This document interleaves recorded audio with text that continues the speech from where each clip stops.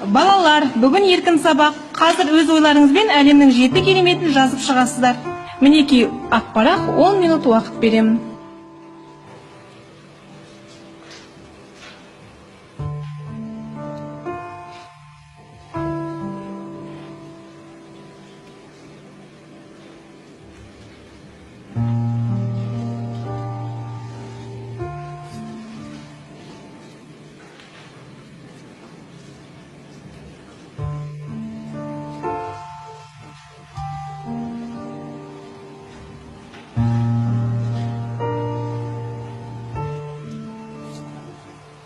Айжан, саған не болды? Тізімді толтыра алмадың ба?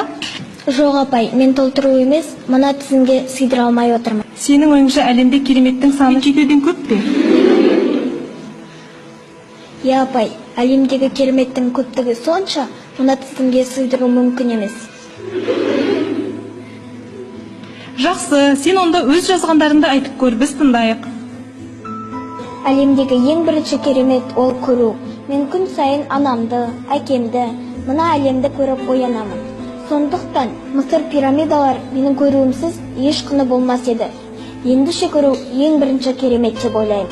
Ал екінші керемет есту. Мен сіздің әрбір тәліміңізді естіп отырамын. Сол арқылы болашақ өміріме сабақ алудамын. Мен сізді жақсы көремін. Себебі сіздің теңдессіз ақыл кеңестеріңізді естимін. Сізге көп рахмет. Менің ойымша үшінші керемет ол түйсіну.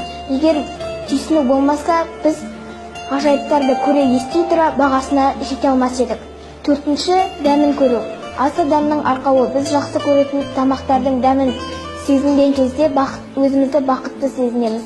Ал егер тамақтардың дәмін сезіне алмасақ, өмірімізде мән мағына болмас еді. Электр тоғынан заряд алатын құрылғылардан айырмамыз болмас еді. Бесінші, керемет сезіну. Біз сезіну арқылы әрекеттер жасаймыз. Жақсылықтың маңызын сезінеміз, жамандықтың кесірін сезінеміз. Сезіне білу теңдессіз нығмет. Алтыншы керемет күлу. Адамдардың басқа жаратылыстарда айрықша ететін сезімдердің бірі күлу. Біз күле жүріп өмір сүреміз. Біз күлу арқылы жақындарымызға бақыт сыйлаймыз.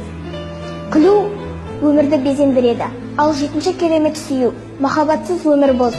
Аллаға, пайғамбарға, ата-анаға, адамдарға, табиғат пен жан-жануарға деген махаббат біздің адамдық мәртебемізді өсіре түсіреді. Махаббат барлығын жеңіп шығады. Сүю ең үлкен мотивация.